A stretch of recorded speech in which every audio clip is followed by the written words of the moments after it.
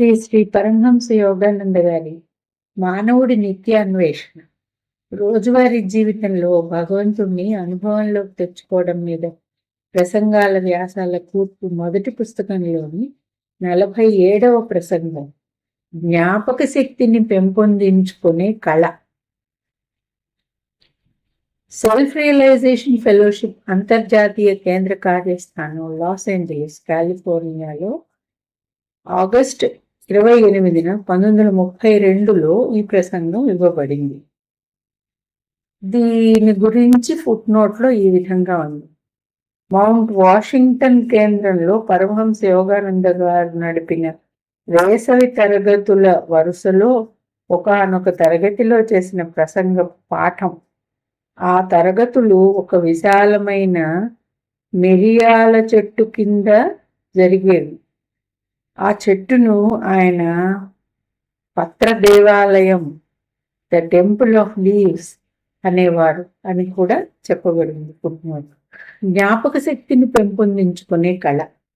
జ్ఞాపకం అనే శక్తి వల్ల మానవులకు విశిష్టత వచ్చింది.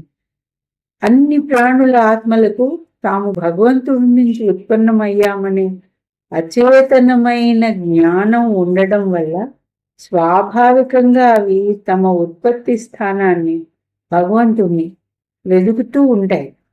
ప్రపంచంలో ప్రతిదీ ఉన్నతతర స్థితులకు పరిణామం చెందడానికి అదే కారణం. కానీ భగవంతుని సృష్టి ప్రణాళికను అనుసరించి బాగా అభివృద్ధి చెందిన మెదడు, నాడీ మండలం కలిగిన మానవ శరీరాన్ని పొందినప్పుడే ప్రతి ఆత్మ మౌలికంగా పరమాత్మలో తన ఏకత్వాన్ని సచేతనంగా జ్ఞప్తికి తెచ్చుకోగలుగుతుంది. మనం పొందిన అనుభవాలను మానసికంగా పునర్నిర్మించే శక్తి జ్ఞాపకం. జ్ఞాపకం అనేది లేకపోతే జీవితంలో నేర్చుకున్నవన్నీ మర్చిపోతాం. చిన్న పిల్లలలాగా మళ్ళీ ప్రతిరోజు మొదటి నుంచి అన్నీ నేర్చుకోవలసి వస్తుంది. మతిపోయినవాడు జ్ఞాపక శక్తిని కూడా కోల్పోతాడు. చిన్న పిల్లవాడిలాగా ప్రవర్తిస్తాడు. మన అనుభవాలను గుర్తు తెచ్చుకొని వాటిని మానసికంగా తిరిగి అనుభవించలేనప్పుడు అనుభవాలను పొంది ప్రయోజనం లేదు. ఆత్మ పరిశీలన ద్వారాను, గతంలో మన ప్రవర్తనను విశ్లేషించుకోవటం ద్వారాను మనం కొత్త విషయాలు నేర్చుకుంటాం. మానవ జన్మ విలువ జ్ఞాపక శక్తిలోనే ఉంది. జాన్ అనే వ్యక్తి ప్రతిరోజు ఉదయం నిద్ర లేచిన వెంటనే తాను జాన్ అని జ్ఞాపకం తెచ్చుకుంటాడు. తన జీవితానుభవాలను జ్ఞాపకం ద్వారానే జాన్ వ్యక్తిత్వంతో జత చేస్తాడు. మనం కోరినప్పుడు లేదా మనకు అవసరమైనప్పుడు మనకు కలిగిన ఏ అనుభవాన్నైనా మన అవచేతన మనస్సు తాలూకు శక్తి పునర్నిర్మిస్తుంది. ఇంతకు ముందు చేసిన ఒక పనిని జ్ఞాపకం చేసుకోవడం వల్ల నైపుణ్యంతో కూడిన ఆ పని తిరిగి చేయగలుగుతాం. లేదా ఒక ప్రత్యేక పరిస్థితిలో ఏ పని చేయాలో చేయకూడదో నిర్ణయించుకుంటాం. అవచేతన మనస్సు ఎల్లప్పుడూ పనిచేస్తూ పగలు కలిగిన అనుభవాలను నమోదు చేయడమే కాక రాత్రి కూడా శరీరం అనే ఇంటిని వాచ్మెన్ లాగా కాపలా కాస్తుంది. మేల్కొన్న తర్వాత ప్రతి వ్యక్తికి తనకు రాత్రి బాగా నిద్ర పట్టినది లేనిది తెలుస్తుంది. అవచేతన మనస్సు తాలూకు ఆ జ్ఞాపక శక్తి ఎల్లప్పుడూ మేల్కొని నిత్యము ఆనందంతో ఉండే భగవంతుని లక్షణం. అవచేతన మనస్సు తాలూకు ఆ జ్ఞాపక శక్తి ఎల్లప్పుడూ మేల్కొని నిత్యము ఆనందంతో ఉండే భగవంతుని లక్షణం. ప్రతి ఆత్మలోనూ ఆ చైతన్యపు జ్ఞాపకం బీజ రూపంలో బలంగా ఉంటుంది. ఎందుకంటే వాస్తవానికి భగవంతునిలోనే ఎల్లప్పుడూ జీవిస్తున్నానని ప్రతి ఆత్మకు తెలుసు. జ్ఞాపకం అనేది అమరత్వపు బీజం. దాన్ని అభివృద్ధి చేసుకోవడం వల్ల మనం ఈ జీవితంలోని సంఘటనలను, పూర్వజన్మలలోని సంఘటనలను కూడా గుర్తుకు తెచ్చుకోవచ్చు. దివ్య స్మృతిని పెంపొందించుకోండి. మానవులుగా ఈ జీవితంలో కలిగిన అనుభవాలన్నీ మనకు ఎందుకు జ్ఞాపకం ఉండవు? మన ఆత్మ అనుభవించిన దివ్య అనుభవాలను మనం ఎందుకు గుర్తుకు తెచ్చుకోలేకపోతున్నావు? జ్ఞాపక శక్తికి 2 స్వభావాలు ఉన్నాయి. మానవ స్మృతి, మార్టల్ మెమరీ, ఈ జీవితంలోని అనుభవాలను గుర్తుకు తెస్తుంది. దివ్య స్మృతి, డివైన్ మెమరీ, అన్ని జన్మలలోని ఆత్మ తాలూకు అనుభవాలను గుర్తుకు తెస్తుంది. చాలా మందికి మానవ స్మృతి మాత్రమే ఉంటుంది. మన దివ్య స్మృతి ఎందుకు నిద్రాణమై ఉంది? కొంతమంది చాలా అనుభవాలను జ్ఞాపకం ఉంచుకుంటారు. మానవ అనుభవాలు, దివ్య అనుభవాలు కూడా. కొందరు కొద్ది కాలం క్రితం జరిగిన సంఘటనలే మర్చిపోతారు. వేరు వ్యక్తులలో వారి మేధాశక్తిని బట్టి జ్ఞాపకం వేరు స్థాయిల్లో ఉంటుంది. మంచి జ్ఞాపక శక్తిని పెంపొందించుకోవడానికి విద్య, ఏకాగ్రత, ధ్యానం, జ్ఞాపకముంచుకోదగిన అనుభవాలు అవసరం. జ్ఞాపక శక్తిని వృద్ధి చేసుకోనిదే ఏ వ్యక్తి మంచి విద్యావంతుడు కాలేడు.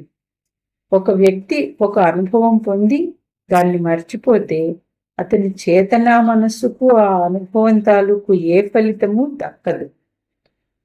మన జ్ఞాపక శక్తి గుణాన్ని, క్వాలిటీని పెంపొందించుకోవడం ద్వారా మనం మన దివ్య మూలంతో సహా అన్ని విషయాలను జ్ఞప్తికి తెచ్చుకోగలుగుతాం. మన దివ్య స్మృతిని మేల్కొల్పటం ద్వారా మనం గత జన్మ జ్ఞాపకాలను, చివరికి మన ఆత్మకుండే లక్షణమైన అమరత్వాన్ని మనం గ్రహిస్తాం. ఆ విధంగా ముక్తిని పొందగలుగుతాం. జ్ఞాపక శక్తి మీద శరీర వ్యాయామ ప్రభావం. జ్ఞాపక శక్తిని పెంపొందించుకోవడానికి ఆసనాలు, సరైన శారీరక వ్యాయామం ఉపయోగపడుతుంది. ఈ ఆసనాల గురించి ఫుట్నోట్లో ఈ విధంగా ఉంది. హఠయోగానికి సంబంధించిన ఆసనాలు. ఈ రోజుల్లో జీవితంలో అనేక పనులను మనుషులకు బదులుగా యంత్రాలు చేస్తూ ఉండడం వల్ల మానవునిలో శారీరకమైన సోమర్థనం పెరిగిపోయింది.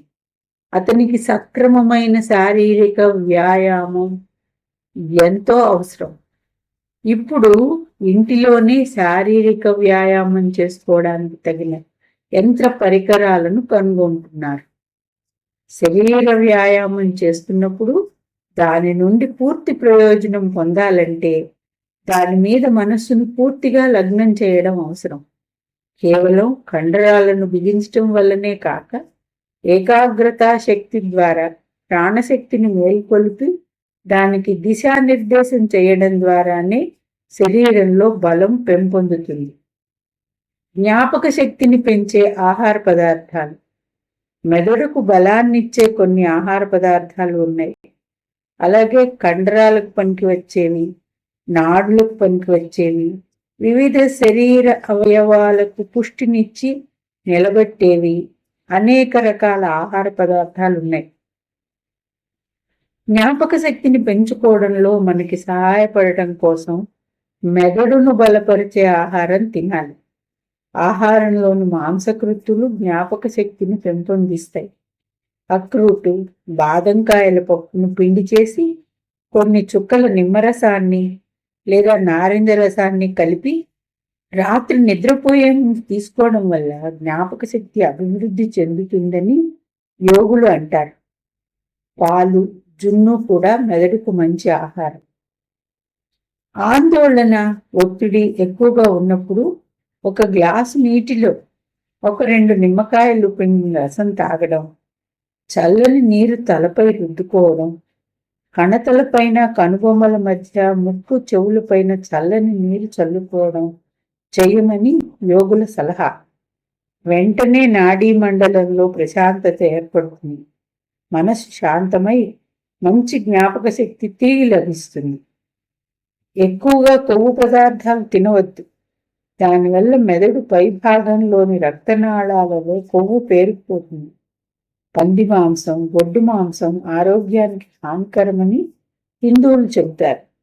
ఈ 2 మాంసాలలోనూ యూరిక్ యాసిడ్ ఉంది. పందికి, ఆవుకు జ్ఞాపక శక్తి చాలా తక్కువ. వాటి మాంసం తినడం వల్ల వాటి శారీరక మానసిక ప్రవృత్తులు మానవునికి రావచ్చు. జ్ఞాపక శక్తికి వ్యాయామ సాధన చేయండి. జ్ఞాపక శక్తికి అభ్యాసాలు చేయడం వల్ల దాన్ని వృద్ధి చేసుకోవచ్చు. శారీరక బలహీనతతో పుట్టిన వ్యక్తి బలవంతుడు కాలేడని అనడం తప్పు. మన జీవితంలోని అన్ని విభాగాలలోనూ అభివృద్ధిని సాధించే అవకాశం ఎల్లప్పుడూ ఉంది. ప్రతి ఒక్కరూ సరైన మార్గాలు అన్వేషించటం తెలుసుకోవాలి. అదేవిధంగా వంశపారంపర్యమైన మానసిక బలహీనతతో పుట్టిన వ్యక్తికి ఆ లోపం జీవితాంతం ఉంటుందని కొందరు డాక్టర్లు చెప్తారు. కానీ ఏకాగ్రత వ్యాయామాలు అభ్యసించటం వల్ల చాలా మానసిక లోపాలు తొలగిపోయినట్లు నిరూపించబడింది. ఈ విషయాలను గురించి పాశ్చాత్య దేశాలలో సరైన పరిశోధనలు జరగలేదు.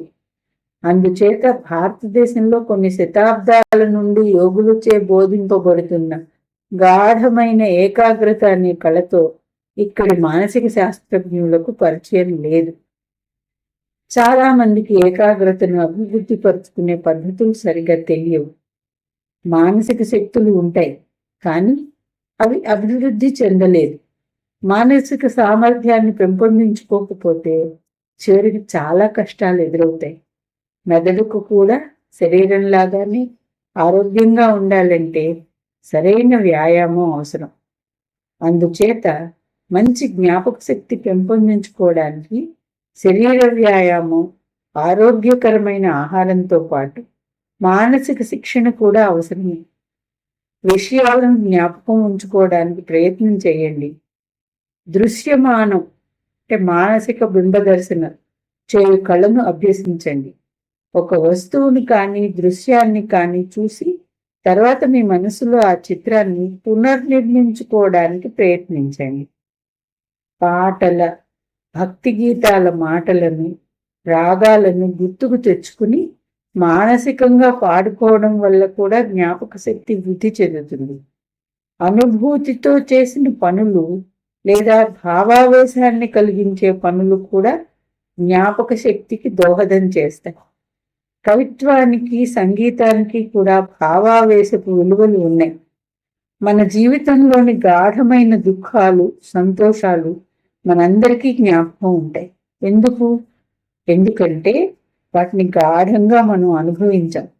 కవిత్వం రాయడం, మనస్సులోనే కూడికలు తీసివేతలు చేయడం కూడా జ్ఞాపక శక్తిని, ఏకాగ్రతను వృద్ధి చేసుకోవడానికి మంచి పద్ధతులు. ధ్యానం జ్ఞాపక శక్తిని వృద్ధి చేస్తుంది.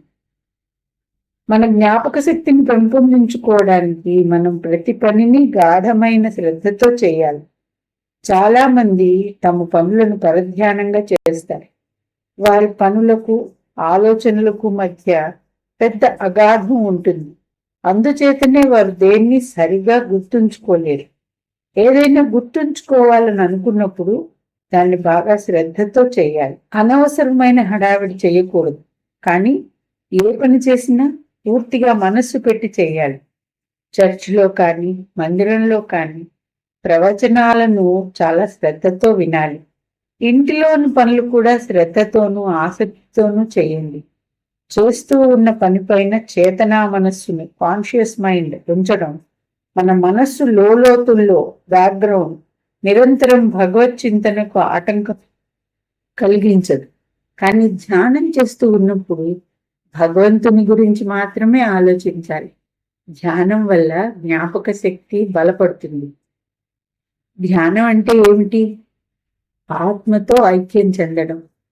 తాను శరీరమని, మానవ సహజమైన పరిమితులు తనకు ఉన్నాయనే భావన పారద్రోలి తాను ఆత్మనని గుర్తుంచుకోవడం. మానవుడు సచేతనమైన మానసిక సాధన ద్వారా తాను ఒక జన్మలో నివసించే శరీరంతో కాక అమరమైన ఆత్మతో సంబంధం ఏర్పరచుకుంటే తన గత జన్మల అనుభవాలను ఎక్కువగా జ్ఞప్తికి తెచ్చుకుంటాడు. చివరికి తాను భగవంతుని హృదయం నుంచి భూమిపై పుట్టానని గుర్తు తెచ్చుకుంటాడు. అందరి జీవితానుభవాల జ్ఞాపకాలు భగవంతుడిలో ఉంటాయి. మానవుడు తన ఆత్మతో అనుసంధానం ఏర్పరచుకున్నప్పుడు మరచిపోయిన గత జీవితాలు, అమరమైన ఆత్మ యొక్క శక్తులు తిరిగి గుర్తుకు వస్తాయి. ధ్యానం అంటే తాను నశించే శరీరం కానని, అమరమైన ఆత్మనని, భగవంతునితో తన ఏకత్వాన్ని జ్ఞప్తికి తెచ్చుకోవడం. పగటి సమయంలో మనం మానవులమనే భావన కలుగుతుంది.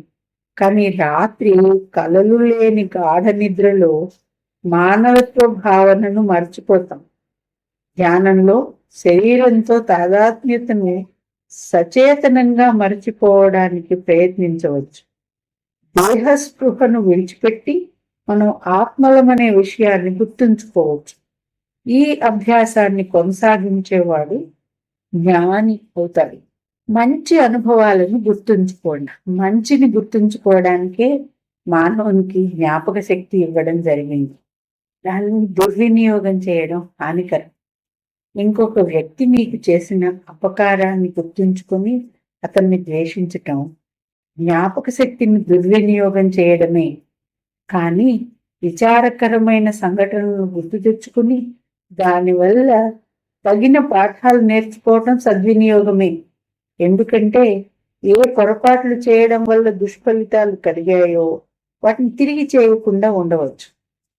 చెడు భావనను గుర్తుకు తెచ్చుకుంటూ ఉంటే అది మనస్సులో బలపడుతుంది. జీవితంలోని మంచి అనుభవాలను, పాఠాలను సజీవంగా ఉంచుకోవడానికి మనకు జ్ఞాపక శక్తి ఇవ్వడం జరిగింది. ఇదివరలో కలిగిన చెడు భావనలను తిరిగి గుర్తు చేసుకోకుండా ఉండి వాటిని నిర్మూలించాలి. మీకు ఇష్టం లేకపోయినా అవి మనసులోకి వచ్చేస్తుంటే వాటిని ప్రోత్సహించకండి. మళ్ళీ చెప్తున్నాను, చెడు అనుభవాలను గుర్తుకు తెచ్చుకొని వాటిని గురించి ఆలోచిస్తూ ఉండటం భగవంతుడిచ్చిన జ్ఞాపక శక్తి అనే వరాన్ని దుర్వినియోగం చేయడమే. ఈ విధమైన నిశ్చయం చేసుకోవాలి. నేను మంచి భావనలను, అనుభవాలను గుర్తు తెచ్చుకోవడానికి మాత్రమే నా జ్ఞాపక శక్తిని ఉపయోగిస్తాను. ఈ క్షణం నుంచి అసంతుష్టికరమైన జ్ఞాపకాలను నా మనస్సు నుంచి తరిమేస్తాను. అవి మర్త్య మానవుడికి సంబంధించినవి. నేను పరమాత్మ సంతానాన్ని. నేను మంచి విషయాలను మాత్రమే చూస్తాను, వింటాను, రుచి చూస్తాను, స్పృశిస్తాను, సంకల్పిస్తాను. నా జీవితానుభవాలలో మంచి వాటిని మాత్రమే గ్రహిస్తాను, మంచివి మాత్రమే జ్ఞాపకం ఉంచుకుంటాను. జ్ఞాపక శక్తిని దుర్వినియోగం చేయడం శాశ్వతంగా మానేయండి. మంచి భావాలనే అనుభూతి చెందుతూ మంచి విషయాలే ఆలోచించి మనుషులలోనూ ప్రకృతిలోనూ మంచినే చూసే వ్యక్తి మంచినే గుర్తుంచుకుంటాడు. మంచి విషయాలనే గుర్తుంచుకోవడం అభ్యసిస్తూ చివరికి అత్యంత శుభకరుడైన భగవంతుణ్ణి పూర్తిగా జ్ఞప్తికి తెచ్చుకోవడానికే మీకు జ్ఞాపక శక్తి ఇవ్వడం జరిగింది. ప్రతి వస్తువులోనూ మంచిని చూస్తున్నప్పుడు ఏదో ఒక రోజు ఒక అదృశ్య శక్తి మీరు సృష్టిలోని దివ్య సామరస్యాన్ని అప్పుడప్పుడు మాత్రమే చూస్తున్న భావాలు, అనుభవాలనే చిన్న కిటికీలను తొలగించి భగవంతుడనే సర్వవ్యాపకమైన మంచితనం యొక్క పూర్తి దర్శనం కలుగజేస్తుంది. నిత్యమైన దివ్య స్మృతి జ్వాలలను మేల్కొల్పండి. అవి మీ మరుపును దగ్ధం చేసే వరకు. మీకు ఇదివరకు, ఇప్పుడు, ఎల్లప్పుడూ భగవంతునితో ఏకత్వం ఉందని అవి జ్ఞప్తికి తెస్తాయి. జ్ఞాపక శక్తిని పెంపొందించుకునే కళ అనే ఈ ప్రసంగం ఇంతటితో సమాప్తం.